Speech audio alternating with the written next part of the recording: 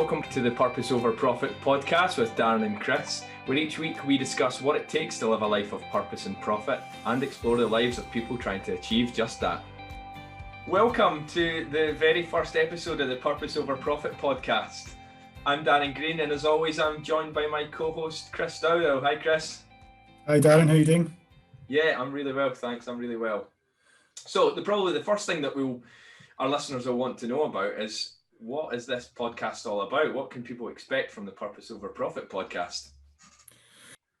Yeah, so what they can look forward to is we're going to be interviewing lots of different business owners.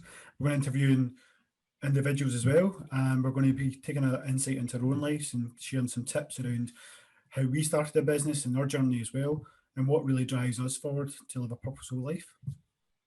Yeah, and obviously, Chris, you've got your own business. We're both at a similar life stage, 2 kids, 2.4 kids.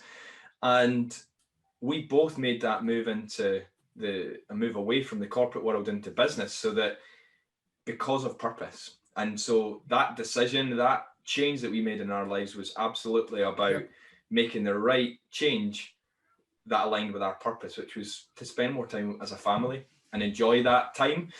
And what it's not going to be, I guess, is we're not saying you need to do that at the cost of money or profit. It's not purpose or profit. We just believe purpose sits fundamentally at the core of absolutely everything you should do. And yes, profit is absolutely important, but it should not come at the expense of living a purposeful life, something that gives you fulfillment day in, day out. That's right. And part of this as well is looking at, we're talking to business owners, obviously, but everyone can have a side hustle as well. Everyone can have another passion that they're involved in. And especially during the pandemic times, that passion can sometimes lead into another business venture as well. So we'll be leading into that, and that purpose can help drive you forward. It gives you that kind of enjoyment factor that you want to do that bit more and deliver that bit more. And that's sometimes what drives you forward. And that's where we'll be looking at any tips along the way from interviewees we're going to be speaking to as well. Anything they've leaded along their life that they can give us, any tips, any books, any resources, and we'll be sharing that with you guys along the way.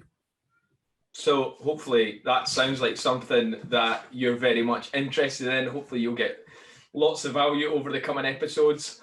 Also want to take your questions. What I want to hear from you. This is very much something that Chris and I have a vision for the podcast to be very much collaborative, a community that we want to create. So anything that's coming up for you that we've discussed on the podcast around purpose over profit, you might be juggling a career or a business, and you might be managing that debate with yourself around, how do I live a life that has meaning and fulfillment for me, and that drives that, something that has true purpose for me, versus putting food on the table, keeping a roof over your head, paying the bills, all of that tangible stuff.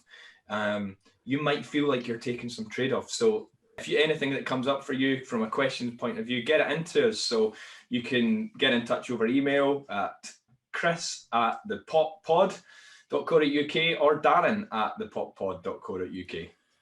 Yeah, and plus actually, even if you feel like you want to come on the show, you're more than welcome, because we're going to be interviewing everyone from life coaches to people who make clothes for children. It really does vary. It depends on your purpose and what you live for, and we'd love to have you on the show as well. So like I say, like Darren said, get in touch and we'd be delighted to have you on.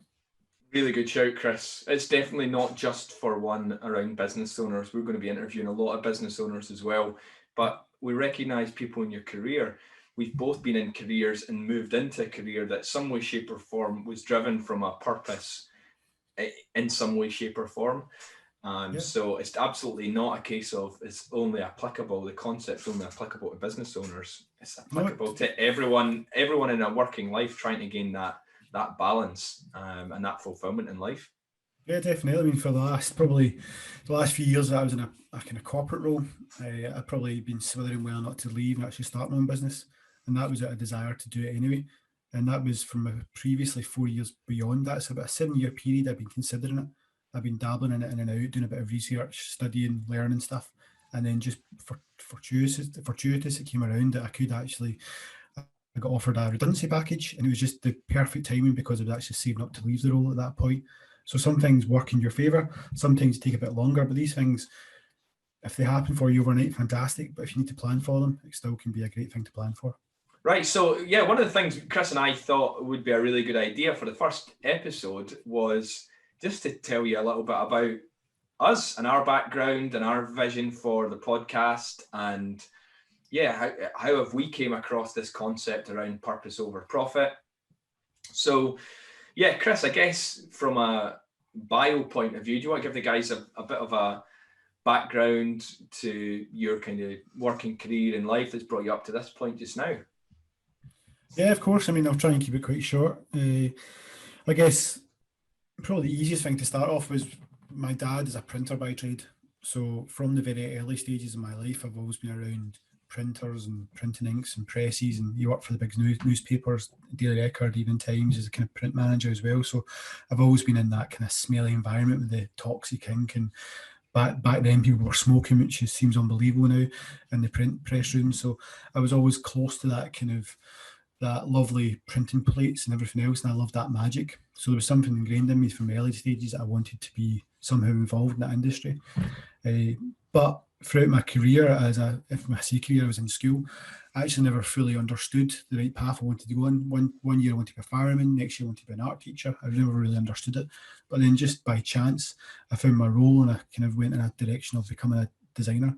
And what that meant is actually leaving school quite early, quite young, and then moving into college and then studying up from there, working quite hard to understand what the traits of a designer meant, understanding what the aspects of design meant as well, and then working to the point of getting an advanced diploma, moving on, and then working in an agency.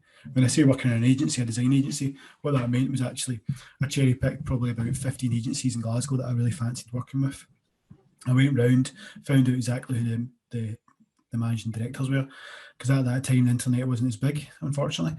So I went round, found out who these were, chapped the doors, met every one of them, had a bit of a mini interview with them myself to understand if I liked the people, and then luckily I met one MD that took a chance on me and worked in that agency for 4.5 years. Fantastic agency, working with big clients like Disney, Royal Caribbean Cruise Line, Silverstone, a lot of big clients. And then from there, I got the opportunity to move to an energy company, which I met Darren, and to start something myself, to work with, set up a team, manage designers, work with big agencies all across the UK, photographers, everything else, working with brands, big budgets.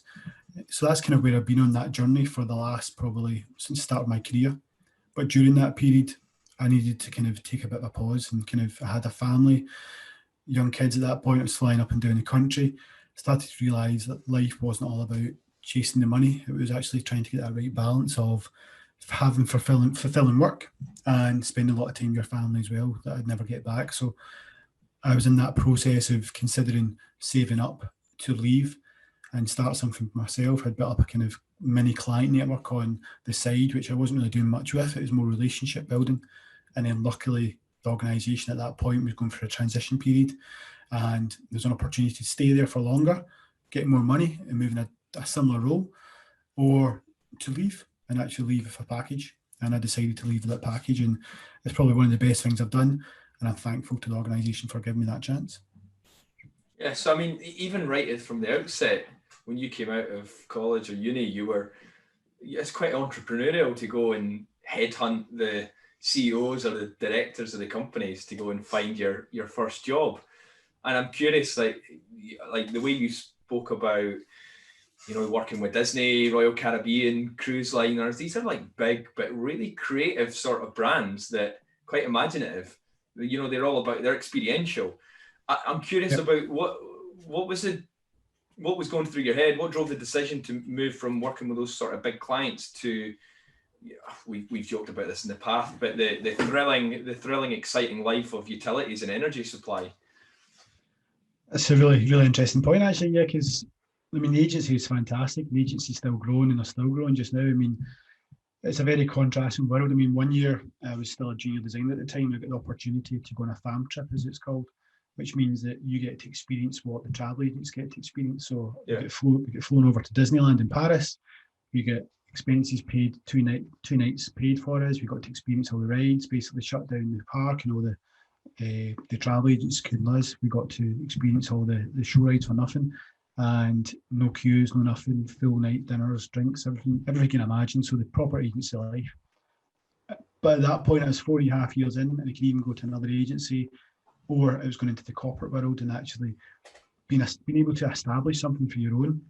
Because at that point, there was another designer there who came straight out of university, didn't really have the experience of working in an agency or the process driven of how the agency works.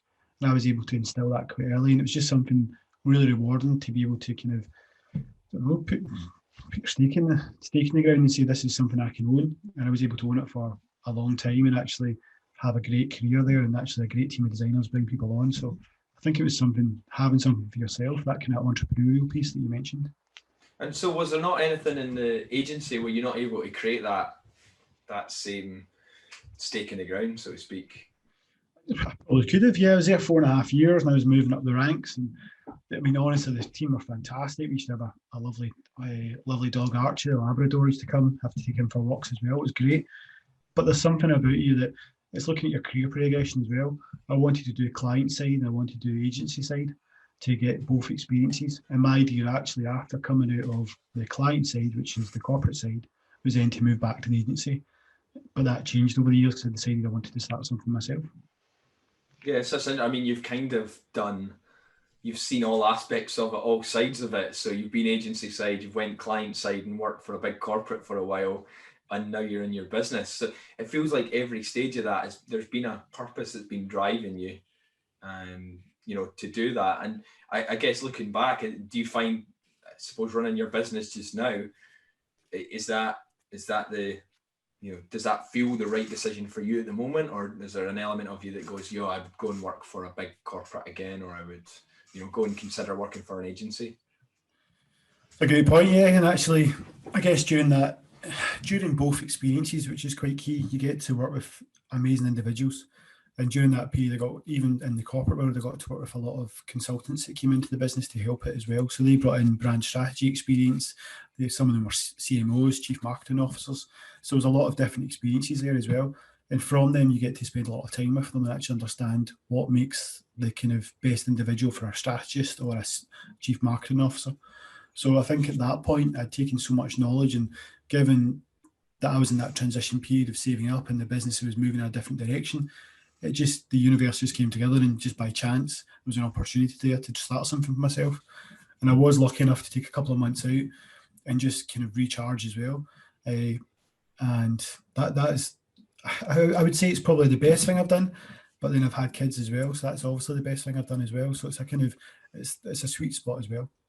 Yeah, and it feels like I always get a sense from you, it's about the decision to move into your own business as a lifestyle one as much as it is about that fulfillment and ownership, because the lifestyle, because you've got those young kids there, like you're doing the school drop-offs, you're doing the pickups and stuff, you're homeschooling at the moment, we're all in lockdown. So, it's as much giving you that space and time fulfillment as it is about kind of creating something for yourself.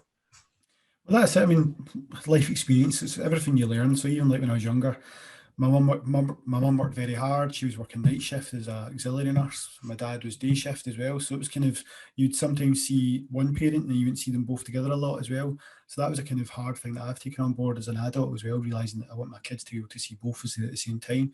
And in a working sense as well, my dad loved his job to a point because it put food on the table. He was there to progress a lot as well. He's an Englishman. My dad's from London as well. So a Londonman, an Englishman in Glasgow back then was kind of unheard of. So yeah, it's taken him a lot to push that. And I could see that he wasn't as happy in his job as well. So there's a lot of life experience you take on that, and you look at it now as an adult and you say, well, I want to have that balance and have that right as well. Yes, kind of taking some of the experience, what you watched your parents almost sacrifice in a way in order to kind of raise you and your brothers and sisters, I guess. Exactly. Cool. So, I mean, you were with SSC how long? I think it was nearly 10 years. Nearly 10, I'm not even sure, maybe about 9. Yeah, and so, well, at what point, you're saying like for a number of years that you've been thinking about leaving, but what was, I guess, and up until the point where you effectively were given an option to go, by way of a redundancy package, up to that point, I guess, what was stopping you from making that move? Because you'd had your family by then, right? You'd had Jackson and Daisy. Yeah, and at that, during that period, I was still considering leaving and looking at a different role in different companies as well.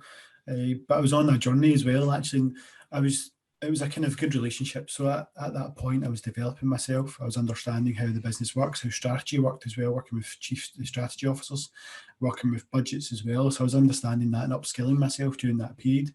But at the same time, I was developing myself outside of work as well. So I was reading lots of books, reading Stephen Covey's The 7 Habits of Effective People, Highly Effective People, sorry, and lots of other books as well. So at that time, I was starting to kind of upskill myself. So it was a kind of a good relationship. So SEC was the energy company was getting the best out of me, and I was getting the best out of the energy company as well. So it's a great relationship. Yeah, and it sounds like a divergence then. It was just timing then, that personal development through reading the right books, growing confidence in yourself, maybe thinking, could I do something else? And then an opportunity coming for you to ultimately go and do that. Well, that's right. And I mean, I need to be aware, obviously, and say this as well, that for me, it was the perfect time. For others out there at the time, it wasn't the perfect timing. So they've had a harder time to adjust or find other roles or opportunities. But I think everyone looking back now, seen it as an opportunity for the best for all of us as well. Because we'd all been there a long time, we'd sacrificed a lot, and there was an opportunity to grow further. But I think we've actually grown further outside of that corporate world. Yeah. So at some point, I remember at the time you told me you're leaving, and like we obviously spend a bit of time together anyway as mates, and you were delighted. But I'm wondering, was there any point kind of over the next few months where you went, shit, what have I done? This is a mistake. I need to go and get another job. Well, do you know what? It's such a bizarre situation. So it was in the summer. It was in a kind of Indian summer in May, if you like, and it was the most tremendous weather. I was up in head office and we got the announcement, pulled into a room, and I had to leave and go into the toilet because I was actually that happy. I didn't want the rest of the team to see that, or the individuals. By the way, that sounds so wrong, Chris, but we'll right, no. We'll maybe edit that out. Help okay. Warren, I think Chris is far too clean cut a guy to be talking that much. He wasn't that happy. No. So I had to leave the room because I was ecstatic, but I didn't want the others to see that because I was conscious of their feelings as well. Yeah. But I still remember it to this day. I was driving back from the Perth countryside through the sunniest day you can ever imagine, the windows down, music playing, very much a kind of Jenny Maguire moment, driving down, and actually picked up my wife because the children were both in nursery and school actually, and we went to watch a movie, and we went to, the movie was actually, what was that movie? It was called A Quiet Place. We had no idea what it was about, and if you've never seen it, check it out, but watch it with the lights off and on full. It's quite a scary movie. Right. I was going to say, I don't know. I thought it sounded like a romantic comedy or something. I thought it sounds pretty bad. I'm not a horror fan, so I'm not going to be checking it out. But not a horror fan either. I picked out the blue, and that was quite a surprise. Such a random thing to do after. Was there nothing else on? The options must have been pretty bad. No, well, do you know what? It was a time. It was like 2:00 in the afternoon or something like that. Went and got, I can't remember what time it was. Went and done some shopping, did that, and that was it. So cute. So like you've got that. It's great listening to you telling that story, and kind of I feel like that I'm there. I'm sure like the listeners will probably feel they're there as well. Like driving down, lovely, like window open, summer breeze kind of coming in, and you just got this feeling of wow, like this is what an amazing opportunity. Did that continue? Did that ebb away? Was there any concerns in the next kind of couple of months? Well, do you know what? Anyone who's been through a redundancy, I mean, mine was quite quick actually, if you like, because of the decision to move the team on. Other people get a bit more awareness around how long it'll be, so they've got a bit more of a period. It's kind of like grief, I guess, as well, where you're going for a period of you're uncertain, don't know what's happening, and there's an element of you accept it as well. With redundancy, I felt this complete sheer joy, and then the panic set in around what I was going to do. Would I have enough time? Would I have enough money? Would I have confidence in myself? Would I be able to get clients? All these negative questions then just basically take over. And I went through a period of probably 2 to 3 months of trying to figure out, was I on the right path? What was I going to be doing? Done a bit of investigation into my business as well, because I'd already a plan, a business name set up already from February that I wanted, and I left in the May, so that shows you how long I was thinking about it. But at the same time, you go through this kind of up and down. But at that time, I wouldn't say there was no support for me, but at that time I wasn't aware of the support out there around redundancies, around what people are going through. And then since then, people that I know have been made redundant, I've given them a bit of advice to help them along that path, to say it's normal to feel that way. You get this kind of ecstaticness, then all of a sudden you get the sheer panic and fear that you're not going to be able to provide, which is probably the worst thing in the world. Yeah, it's really interesting, and I can resonate with that, being only a few months out of employment as well. That first month where the salary doesn't drop in, you're going, oh yeah, I need to go and make this now. Yeah. But how did you feel with that? Because obviously there's an element where you're very lucky when you've got a wage coming in each month, because the bills get paid. You don't really track what you're spending at times. Well, I didn't actually. I wasn't very good at tracking what I was paying out there. So I was just in money coming in, money going out. Where now I'm actually more, I understand what my wages are, I understand what's coming in, my bills, everything else, understand that to the exact finite detail. But how did you find it, Darren? Actually, the whole journey from a full career, because obviously if you want to give the listeners a bit of a bio around your career as well. Yeah, so I mean, for me, it's probably been, I'm still on that journey. So you mentioned about like that. It's a bit like grief. You go through those acceptance, and we're not making light of that, but it's like, you know, you've got like the instant shock almost of it happening. Then it's like acceptance and kind of moving on. It's like there is an element of that. It's been a big part of my life. I guess I'd been preparing for it and probably had a little bit more time to adjust. So I took, you know, COVID hit. I knew we'd been bought over by a new company, the retail group. So we knew this was happening. The retail group was getting sold for a couple of years. So I knew there was going to be a redundancy package coming. There'd usually be VER would come in, or voluntary redundancy would come in before mandatory from a PR perspective. But someone doesn't buy another company and then keep the exact same like staff headcount. It's one of the biggest costs. So I knew there would be an opportunity. I also realised when Lauren was born, so I'm going back to 2016, yeah. Chris has just sent me a message on chat saying squeaky seat. So you can probably hear, I need to get some WD-40 before the next episode. But effectively, when Lauren came along in 2016, that was the change for me. So I knew from that point onwards, when I looked up the corporate ladder that I was on, I went, I don't want to climb this ladder anymore. Yep. I wasn't sure actually whether I could get up to another couple of rungs either, so I'll be honest about it. But I took a decision there to say, even if I could, I don't want that. So I started looking at, well, what do I want? So I had the benefit of a kind of 4-year plan to start. It was actually a 5-year plan, and it ended up being a year early. Yeah. When I went, do you know what? We're going to build towards this. So when it happened, I think I took redundancy in the May, and I never left till the November. So there was kind of this. It was more awkward being there over those like 5-6 months. That sounds like, remember you used to go to the airport before COVID happened, you'd be waiting in your luggage, waiting your luggage coming out, and then eventually it comes out. Yeah, that's a good analogy, man. And it wasn't a good feeling. It was like ambient anxiety, because you were kind of pulled. There was lots of things going on. Obviously, everyone appreciates the challenges we've been going through with COVID, but imagine like, you know, so I'm a very driven individual, want to be very much,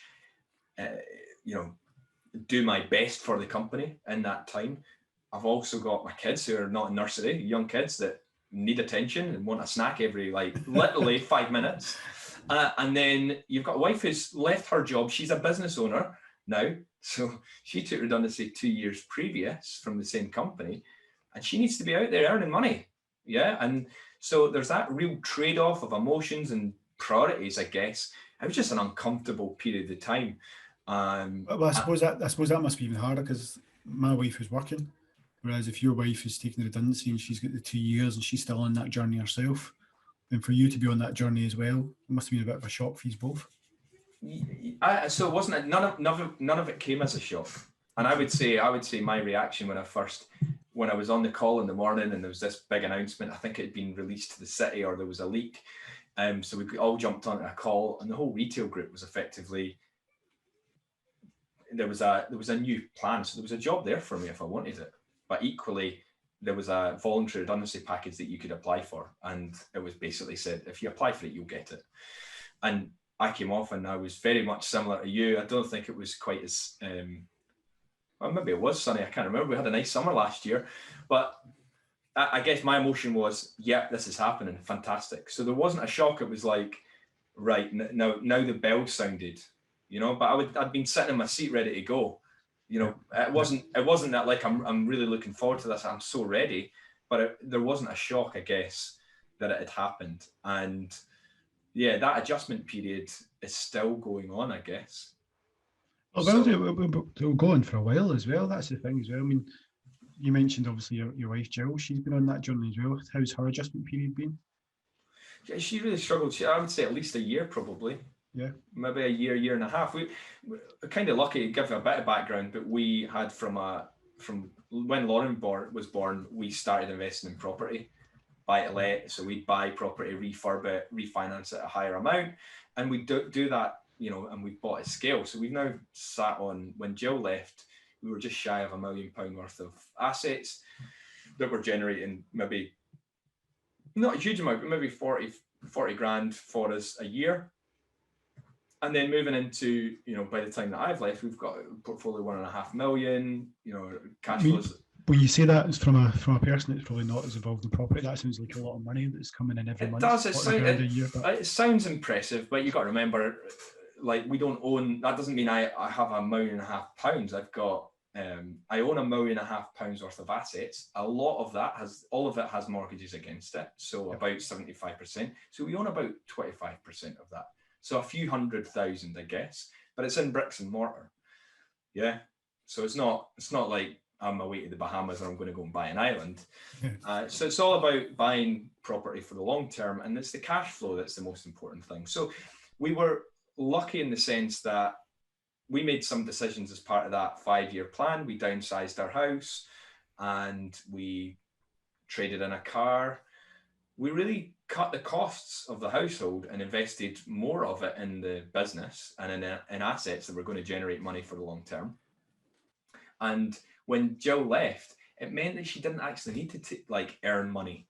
I don't want to be flippant about it, but it did mean we'd cut our costs to the level that we could survive as a family and still go on a holiday if we wanted to. Nothing was extravagant, but we could more than cope. But that's because you guys. But that's because you guys had planned for that and you'd kind of set that expectation already, and it wasn't. And that probably is why that helped with that. It's not a buffer, but with the package that came in for you to kind of leave your role as well, you'd already had to put those steps in place for Jill around downsizing and being kind of aware of what you're spending and actually putting, I guess, another income stream to come in through property. And how did you get involved in that kind of income stream property? I know we haven't really touched upon your bio, but how did all that come about around the property aspect? Have you always been into property since a wee No, I mean, it's always been something I think most people have thought, that would be quite cool to do. I remember getting my student loans. This would have been early 2000s. Yep. That I'd been thinking, I could go and buy a flat with that. Or put a deposit down for a flat, and I never did. Did you buy a flat with that? No, I never. Pissed it against the wall, or bought TVs with it, and just stuff that stuff you do. You didn't need. You know what I mean? So no, I'd always kind of had a like an idea that if I could have done that, but I think most people are like that. But no, we looked at it because we wanted to create time freedom. So it was Lauren was the catalyst, and I'd seen one of these free events, and it was obviously you go to the free event, it's an upsell. You go to another event, it's an upsell from that. So yeah, we ended up spending tens of thousands on property education, which looking back is a huge amount of money. But the investment, we were chatting about this recently with Joe, the investment in and of itself was probably the catalyst to drive us. We cannot fail at this. Yep. This would be too embarrassing. This would be too much of a loss for us. We took out a 25 grand loan, by the way, in order to just to pay for the training. And I guess as well, it's good to point out that was when you were working at the time. We were working at the time. We had no savings, but I think we were about 15 grand in debt anyway, just from this cycle of let's go on holidays and just put them on a credit card and we'll always keep getting pay rises and whatever. And it's just such a bad cycle to be in. So we had no savings, and we just recognized when Lauren came along, we started going, where is this path actually leading to? Where's this ladder climbing to? and we didn't like the outcome. So we went, right, how can we take control of this? So no, to answer your question, no, we hadn't always been involved in property, but we put education, and absolutely, I would say it gave us two things. It gave us the fear factor that we cannot fail. And anyone that's felt fear in any sort of shape or form, like there's this fight or flight sort of response to it. But that fear, that really deep, uncomfortable fear, is a really strong emotion. You know, if you could close your eyes and visualize something that feels quite nice to get to, but if you're comfortable, you likely not push yourself to get there. But if you're fearful of something, you will run, you will drive, you will punch through brick walls to try and get there. It's such a strong emotion. So for us, it was that driver, and it was also, it put us around people who normalized like buying houses with other people's money and buying at scale. Well, it's interesting you spoke around fear. I heard a quote, was it a while ago, actually, I'm sure it said, somebody said that fear used to be their headwind, now it's their tailwind.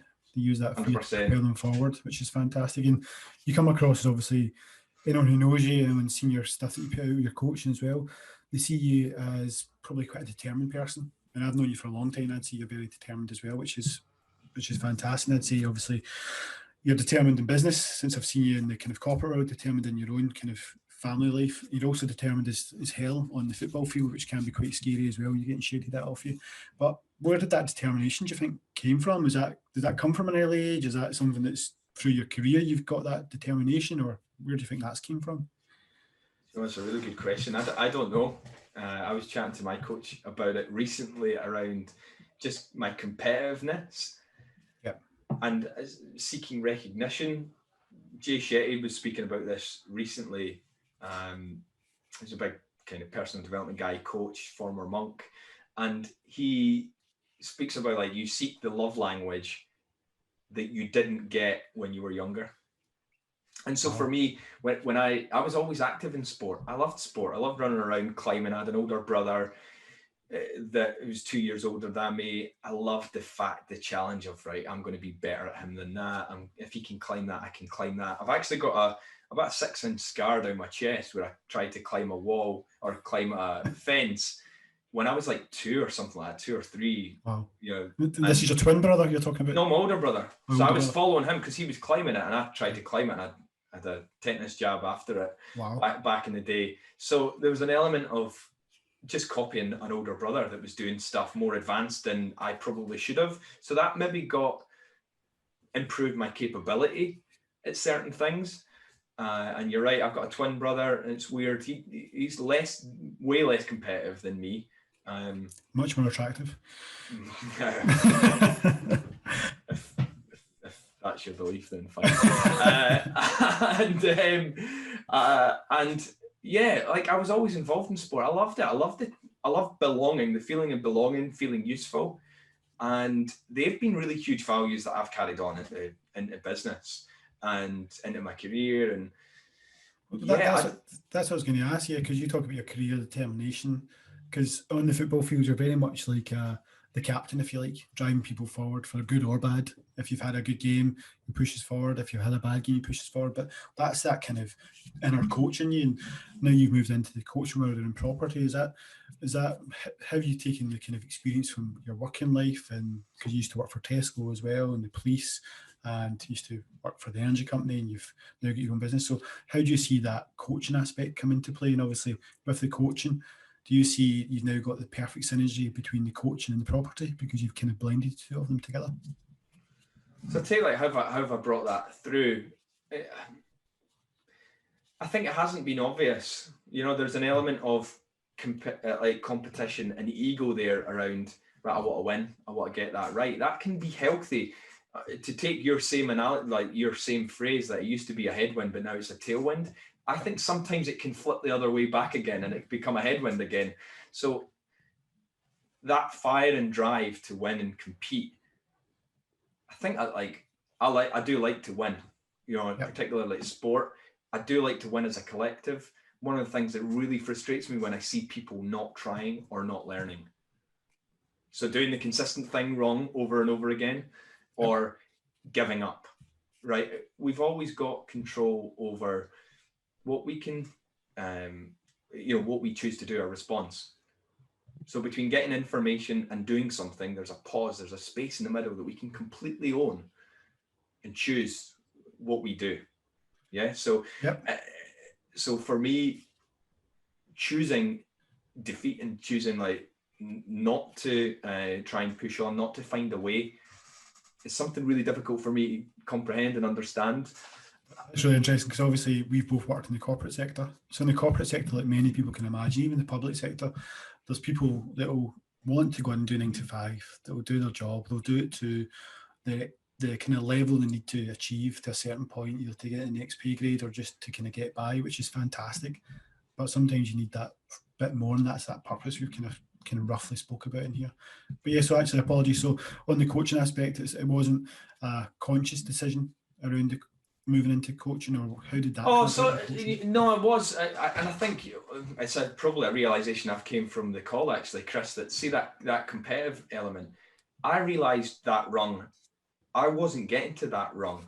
Yep. A next rung on the ladder. I didn't want it, but there's an element of reframing that. I wanted to choose that I didn't want it. Yeah, I'd rather choose to say I'm going to own this decision that I don't want that, so I'm going to go in this direction. I'm finding another way, and so property was the start of finding that other way. The move into coaching was actually quite similar to, when I reflected, I'd done a lot of personal development similarly through the property education. The program that we went through, there was lots of mindset stuff. So we're reading Covey, we were reading, things like The Slight Edge by Jeff Olson, all about kind of incremental returns and compound effects. And for me, I was reflecting back on what was the thing that drove my purpose and fulfillment in my career early on. And is there a common thread that ran through it? And it was always developing people, teams, to basically leave behind a legacy when I'm away. So it was almost like I wanted to create teams that were capable so I could go on holiday. I could have an easy life. There was almost quite a selfish element to it actually. But that recognition when I had Lauren, when I started asking questions and I didn't like the outcome, they led me to a realization that there is another way. And I opened the door to different opportunities, becoming a business owner, the fact that I could grow into being someone and doing something that was completely different to my 9 to 5 job. It was more like 8 to 8 actually, but was definitely different to that. So the transition into coaching was more a realization of, well, one, I was doing this stuff throughout my career. I'd been doing it. Yeah. And I want to reach out to people that don't need to have they don't need to have a kid. They don't need to wait till they are old as us to start thinking about, you're 40 this year, right? I'm 40 next year. And thank you for that. Yeah. Thank you for that. Yeah. And I don't want to wait till people are like as mature as us, as old as us, to start thinking about making those decisions. Yeah, to have that catalyst. I want them to open those doors to those people, give them the confidence, show them what's available out there. And this is part of the drive for the podcast. I want to be bringing people on that are full of energy, different stories, different backgrounds, walks of life. But fundamentally, I've created something they're really passionate about that means something way more to them than just getting by. The just getting by stuff is the bit that I want to help people that want to change not get by anymore. I want to get them thinking about the opportunities that are available and start going and walking in that direction. Well, that's it. I mean, everyone would be amazed at how at some point in your life you'd have been a manager, not you directly, I mean just the people that are listening would either be a manager, a friend giving advice or anything else. At that point you become that coach as well. You're there to help people kind of get further in their life and actually be that support network for them. So I think that's really important, even going back to why we're doing this podcast. I mean, you mentioned your student loan. I mean, so many people I'm sure have been tarnished with that brush around getting a student loan to do something sensible with it. I mean, I bought my first ever iMac, the Snow, a lovely Mac, but that wasn't all this. All of the student loan money, most of it went on lots of drink sessions and many hangovers, which is fantastic as well. But even looking back on that kind of stuff we want to instill into our children, not to get into that kind of financial debt for the sake of just having a bit of fun. So there's that kind of element as well. And that purpose to drive us all forward is that legacy aspect of leaving something behind that's bigger than you, that then can be looked at for generations to come. And that's not, I mean, Andrew Carnegie's a fantastic example with the kind of the wealth he generated. Dunfermline guy as well, by the way. Dunfermline guy, yeah, your hometown.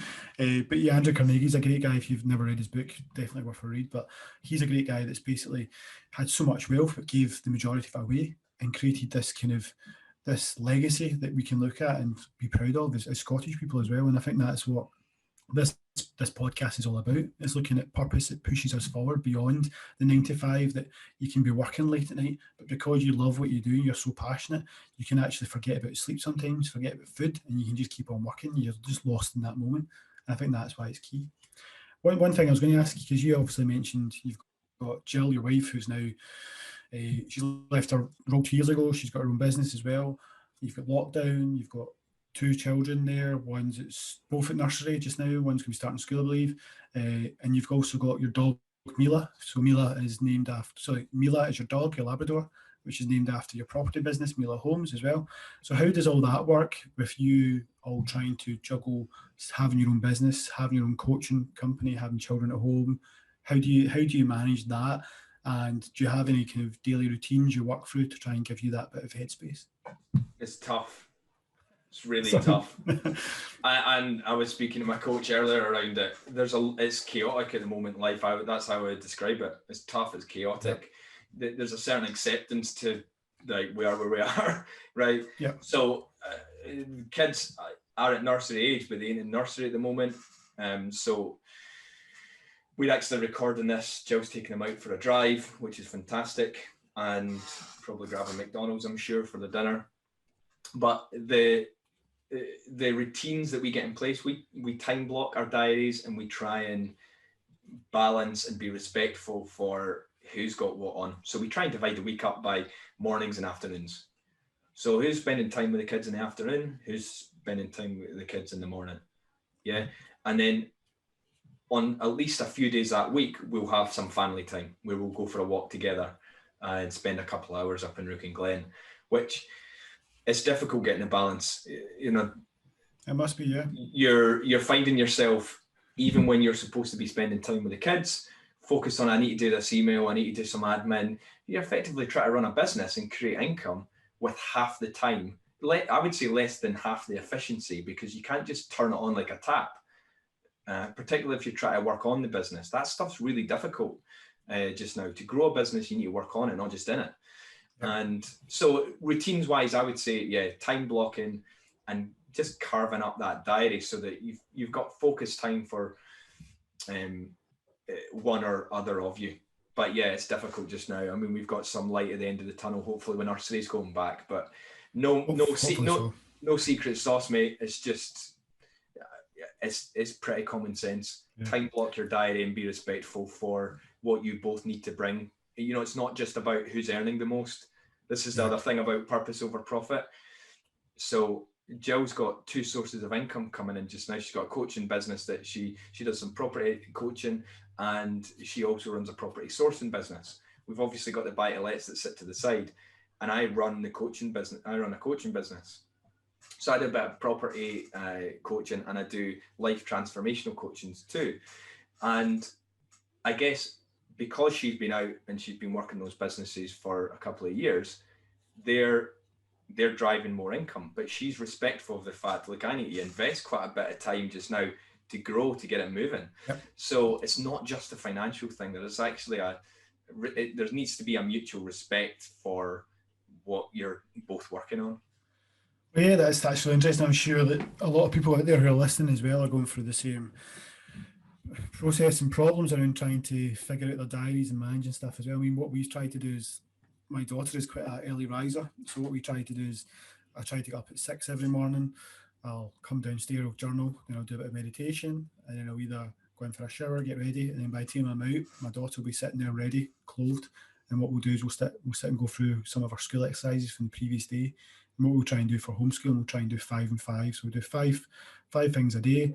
3 of them will be kind of quite intense stuff she needs to do. One will be a bit of PE, one will be fun stuff as well. So we try to do that. My son's at primary 1, so we're trying to juggle all that as well.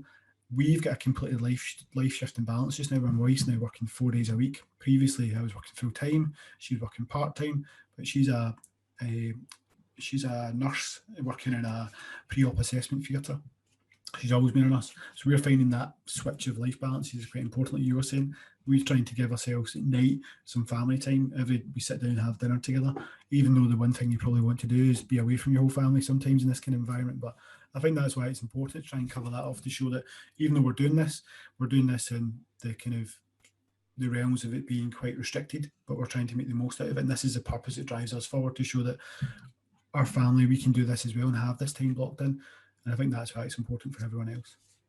Yeah, absolutely. I mean, it sounds like you've got a great routine there. I would say a much more disciplined routine than I have with my kids. Sometimes they're not even out in their pajamas by 12. Do you know what? Anyone that's a parent at the moment try to juggle a business, or even just they're working in a job as well. It's like there's no way you can get the same amount done. So I think cutting yourself a break and a bit of self-care and acceptance of, we've not put ourselves in this environment. We've been put in this environment. So let's manage it as best we can, but let's not be unrealistic with our expectations. We cannot keep doing the same as what we've done before. So yeah. And that's an interesting fact about people we're going to be interviewing as well. We're going to be asking them the same questions, how they manage their business during these kind of COVID times as well, and what do they see for the future for their business as well.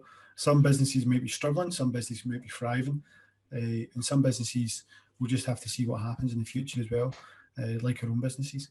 But yeah, I think that's pretty much wrapped up for today. I don't really know if you want to cover anything else off, Darren.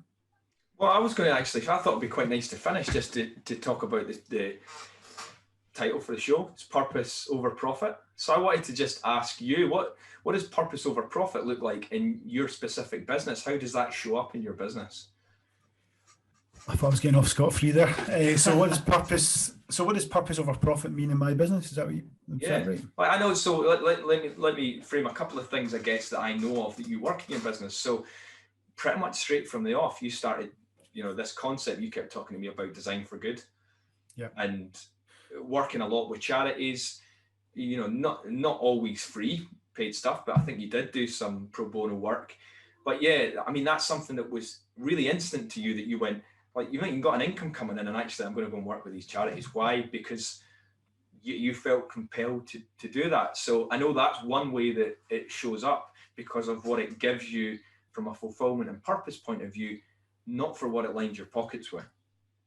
Yeah, and that's a great question, actually. And yeah, design for good is an idea that I not just I did researched at the time around a lot of businesses that were trying to lead a better life and pay it forward, and actually look at the kind of bigger picture as well.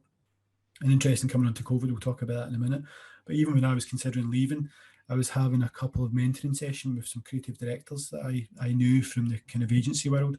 And one of them was chap Alan, was fantastic. He sits on the board of a very big charity, UK charity, and we had a couple of chats about some stuff. And he was saying that, I understand that you want to do this good aspect, but the problem is he found, which he said he still enjoys doing, is that even though you're living that life and you're actually doing that good work, it's not the most paying, rewarding piece, but the fulfillment you get out of it, the kind of sheer joy you feel at the end of the day, is fantastic. So that design for good concept I carried through at the very start. I met a couple of agencies that do the kind of similar concept, and then since then I've worked with a lot of charities. I worked with Cruise Bereavement Care Scotland, a fantastic charity in Scotland, national charity for bereavement. I worked with Diabetes Scotland and a few other ones as well, Men's Shed. And what I've tried to do from that piece is to show that you don't have to pay the top dollar to try and get good service. And that's from me working with these guys on their brand strategy, on design, giving them advice. Because what I want to do is not to try and take a lot of the monetary aspect away from that frontline service that people need support, even more so now. So for me, purpose is around, it's not being selective who you work with. I mean, obviously, my own values, I wouldn't work with people who makers of guns, for instance, or makers of drugs that are going to kill people or animals or stuff like that. That's going against my own values, which is, it would just be too hard to do. But my purpose around that piece is just working with businesses that want to make a bit of a difference in the world and actually help people as well. So I'm working with a company who are vegan products just now, and they're going to be bringing out some vegan products around as little harm as possible, traceability aspect as well, working with other coaches, just working with varied clients, just to make sure that every little bit we do as a collective force can do good in the world. And this is before COVID happened. And the problem with COVID is people have since done the kind of corporate social responsibility, which they feel they need to kind of tag on to their business as a doing good piece. So they've got a purpose where they say, do you know what, we help children in Africa do X, Y, and Z, or we do this because they feel they need to do it now. But if you haven't done that inherently from the start, then you're adding it on, it feels a little bit false, and your culture is not going to be right. So you need to have a purpose at the start that is beyond making money. You need to have a purpose that drives you and your team forward every day. And if you don't have that as an organization, you probably need to look inward first, my advice, and then actually take a bit of time to understand what is good about the organization and what is that purpose and what can drive it forward. Because businesses that have a strong purpose thrive and live longer as well. You'll never remember the business down the road that doesn't have a strong purpose, a strong brand, a strong personality. If they're very bland, they'll just bleed into the background. And you've got to be mindful of that. And if you're thinking about setting up your own business, what is your purpose? If you can think of something that's going to help people and make a difference in the world, then go for it. Go all guns in. If it's not going to help people and it's all about making money and it's all about the end goal being making money and being so successful, then that's entirely up to you. We're going to be discussing that over the podcast. We're going to be interviewing people that have made money and actually been successful at the same time. Yeah, I mean, I completely echo it. That's pretty powerful, Chris. I would say from what I'm hearing, it leads me to a point of thinking that, if you are of a mind to just take the profit, then, and it's all about money, then you might as well go and get a job and be told what to do, because it doesn't matter what you do, right? You're going. It's hard as well, I guess. So if you make billions of pounds and then, and say you're 25, you go and live a life of just living off that, I'm sure you'll be very happy. It's just you'll be then looking at what is next. I mean, you look at the biggest entrepreneurs in the world, and once they've either grown a business or sold a business, they then decide what's next, and they're on to the next thing. So, but yeah, I mean, sorry, I interrupt you. No, it's just it's interesting. It's interesting. I mean, for me, like purpose, how it shows up in my business is, I would say, from a coaching point of view, I do a bit of property coaching. In fact, I do probably a lot more property coaching than I do than life transformational stuff. And I think the reason for that is it's quite tangible. People, see what we've done and what we've been able to achieve and say, like, can you help us do that? So in that sense, it's a bit more mentoring and training, or there's a big element of that, but there's still a huge amount of coaching. But what I've seen and what I've paid and previously has been like really high ticket price for, honestly, some of you would be shocked at the level of standard of the course books that you get, right? They were done maybe 20 years ago. They were so old and hang together. Now, the education and the concepts and ideas and stuff were great. There wasn't as much of it when we done it. It wasn't aware to us that a lot of it was out there in the ether anyway. YouTube videos, sharing. You can probably get all the information you need to be a successful property investor for free. And I'm open with my clients about that. But working with me is around it's an experience. It's a journey, I guess, where you're building that relationship over a period of time, and you're nurturing that. You're about the confidence, the person to sound off to, the person to help kind of ask questions to. So I fundamentally believe in that. Like I charge a price point, but I also have like free meetings every Friday afternoon with people that just put in a half-hour call, just might be interested in property or might have a problem in their business, to just chew the fat for half an hour. Usually a half hour runs to an hour. And so I've got charged paying clients, but my focus is on about helping them with their outcome. And it's the information and training is a really small part, but people buy into a lot of it thinking, they come to me thinking that is everything, and actually leave going, it's actually more about the relationship aspect. But how it shows up for me, it's about helping people the confidence to change their life. So I had a call today with a guy in Australia. We used to work with him actually. You might know him from the call center, but I'll keep his anonymity in case there's any conflict. But I had a conversation with him. He's out in Oz and he's looking to buy kind of second, third buy to let. And we just had a chat about what his options could be. He's not a paying client. He likely won't ever be. But could I and am I in a position to help him on a Thursday morning for me to be able to help him? Yeah, if I'd been working a full-time job, I wouldn't have been able to give him that help and support. He was so grateful for it. And Yeah, I guess that's the element for me. It's about the impact on the individual's lives, helping people see the opportunity and then take advantage of it.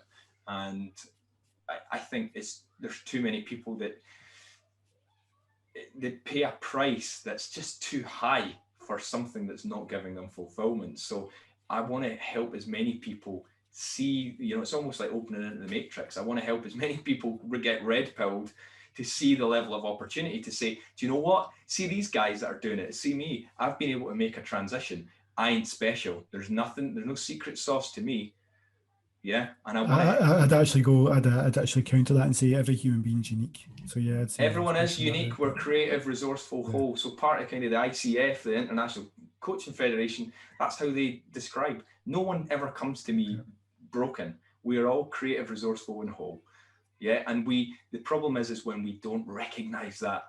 So if we could only recognize it, people can go off and they can achieve amazing things, and not only just live a purposeful life, but create lots of profit as well. So, I love both, but it absolutely, it has to be a hell yeah for me when I'm working with a client. You mentioned about being selective about who you work with. If I just don't get a right vibe from someone, or I think they're in it for the wrong reasons, I can't show up for them the way that I want to. So I think you're a trooper back in the background. Give it people going in back in the background. But this has been an amazing first chat. It's amazing how quickly the time flies, mate. I know, but you're right. I mean the purpose aspect around individuals as well is people will be listening to this saying either thinking that's all great, that's fantastic, or how can I even get to that point? How can I achieve that point? And that's the hard part for people, so especially during these times where either money's tight or opportunities are less. But with every opportunity, with every recession or pandemic or anything like that, there's opportunity for somebody there to grow something or do something you like. So either gives you more time with your kids, your family to spend more time with.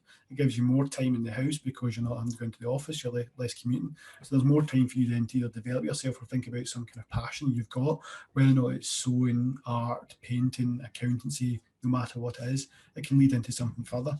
And that's what this podcast is all about. 100%. Like when you're talking there, I talk about like the seasons of life. You've got, summer follows spring, winter follows autumn. Yep. There's never going to be a good environment, right? We're in a pandemic just now. Guess what? That happened before too, right? Right? We didn't maybe respond to it as culturally across the globe in the same way, but everything's happened before, right? We always think, oh no, if only this could happen, or if I get through this period, then I'll do X. You cannot wait on the environment and stars aligning. Yeah. And when you accept that, then you recognize it has to be you that changes. And when you start changing that, we want obviously bring this through the podcast that we'll help to give you a bit of the motivation, inspiration. We'll be bringing people on that will hopefully help inspire you to see that opportunity, to be able to recognize that it could be something for you, and just to help give you some hints, tips and advice, I guess, in order to go and live a purposeful life that also delivers profit. Yeah, and you heard that determination, that's what I'm talking about. That's why I miss the football field with Darren shouting at my back saying, Chris, you missed that sitter.